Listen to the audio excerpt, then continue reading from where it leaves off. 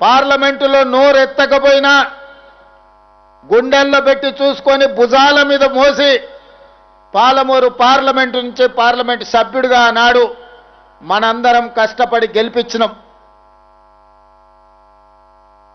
గెలిచిన చంద్రశేఖరరావు గారు 5 సంవత్సరాలు పార్లమెంటు సభ్యుడిగా ఉన్నా 5 సార్లు కూడా మన జిల్లాకు మనల్ని కలవడానికి రాలేదు. అయినా మనం ఏమనుకోలే, పార్లమెంటులో తెలంగాణ రాష్ట్రం గురించి మాట్లాడతాడు కదా, రాష్ట్రం వస్తే తప్పకుండా గుర్తు పెట్టుకొని మన జిల్లాని బాగు చేస్తాడు కదా అని ఏ రోజు కూడా మనం బాధపడలే.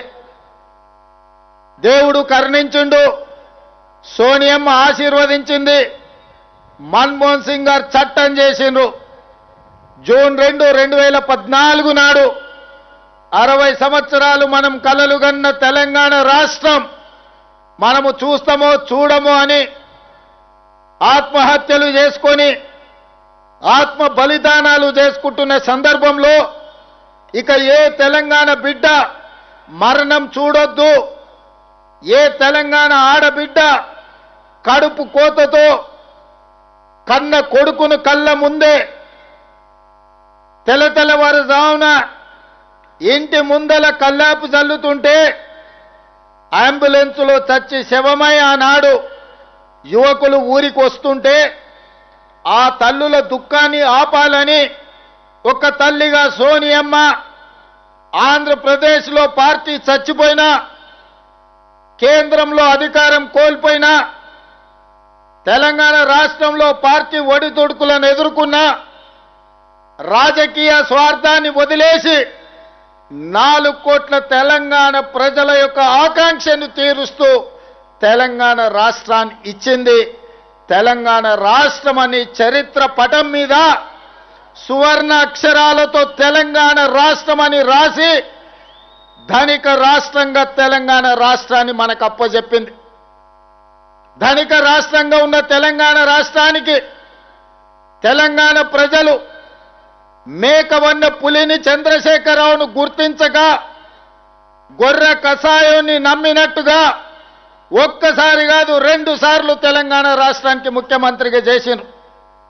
10 ఏళ్ళు 8 లక్షల కోట్ల రూపాయలు చేతికిస్తే పాలమూరు జిల్లాలో ఉన్న ఏ ఒక్క ప్రాజెక్టును కూడా ఆనాడు పండిత్ జవహర్లాల్ నెహ్రూ గారు మొదలుపెట్టిన ప్రాజెక్టు నుంచి మొదలు పెడితే జలయజ్ఞంలో డాక్టర్ వైఎస్ రాజశేఖర రెడ్డి ప్రారంభించిన ప్రాజెక్టుల వరకు ఏ ఒక్క ప్రాజెక్టును కూడా పూర్తి చేయలే. మన కష్టాలు తీరువలే, మన కన్నీళ్లు దూడవలే, మన సాగునీరు రాలే, మన తాగునీరు మనకు దక్కలే.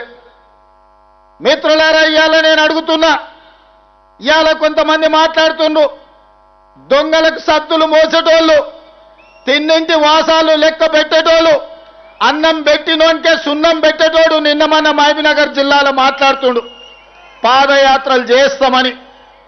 మీరు పాదయాత్రలు కాదు, పొర్లుడు దండాలు చేసినా పాలమూరులో కాదు, పాలమూరు నుంచి కాశీ వరకు పొర్లుడు దండాలు చేసుకుంటూ పోయినా మీరు చేసిన పాపాలు తీరవు. మీరు చేసిన అన్యాయాన్ని ఈ జిల్లా ప్రజలు మరవరు. నేను ఇవాళ ఈ వేదిక మీద నుంచి చంద్రశేఖరరావు గారిని సూటిగా నేను అడుగుతున్నా, ఆనాడు ప్రారంభించిన జూరాల మేమే పూర్తి చేసినాం. ఆనాడు మొదలైన భీమా కావచ్చు, నెట్టంపాడు కావచ్చు, కోయిల్ సాగర్ కావచ్చు, కల్వకుర్తి ఎత్తిపోతల పథకం కావచ్చు, పాలమూరు రంగారెడ్డి ఎత్తిపోతల పథకం కావచ్చు, ఆనాడే మంజూరైన మక్తల్ నారాయణపేట కొడంగల్ ఎత్తిపోతల పథకం కావచ్చు, అది చిన్నది కావచ్చు పెద్దది కావచ్చు, ఏ ప్రాజెక్ట్ అయినా నువ్వు పూర్తి చేసినవా? ఎన్నడైనా మా రైతుల దగ్గరకు వచ్చి కూర్చొని మాట్లాడినవా?